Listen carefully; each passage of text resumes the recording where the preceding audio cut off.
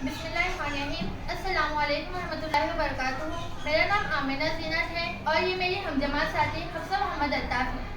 हम 9th A KK Urdu girls high school की तलबा है और आज का हमारा टॉपिक है दायरे के मरकज़ी ज़ाविये और मक़तूआ कौस में ताल्लुक़। आइए हम इस मॉडल के ज़रिए दायरे का मरकज़ी ज़ाविया समझते हैं, जिसे हम इंग्लिश में सेंट्रल एंगल कहते हैं।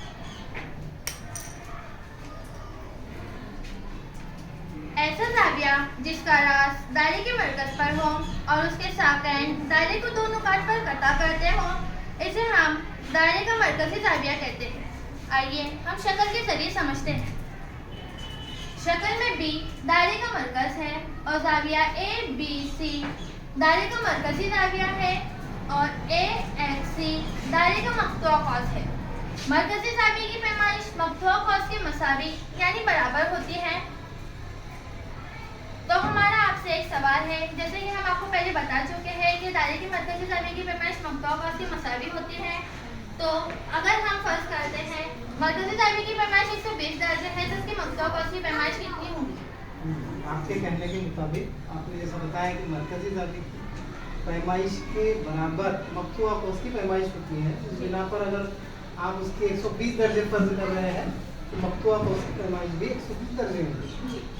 ओके, वेरी गुड, बहुत अच्छे बेटे।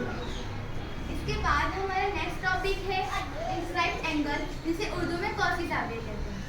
ऐसा ज़ाविया जिसका रास यानी मुब्दा दायरे पर हो और उसके साक़ैन दायरे को दो नुकात पर कता करते हो, उसे दायरे का कौसी ज़ाविया कहते हैं। हम शक्ल के ज़रिए समझते हैं। शक्ल में ओ दायरे का मरकज़ है।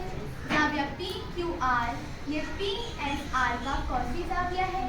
कौस PTR ये कौसी ज़ाविया PQR का मक़तूआ कौस है। इसके लिए कौसी ज़ाविये की पैमाइश उसके मक़तूआ कौस के निस्फ़ होती है यानी आधा होती है। इसके लिए पैमाइश PQR बराबर 1/2 कौस PTR।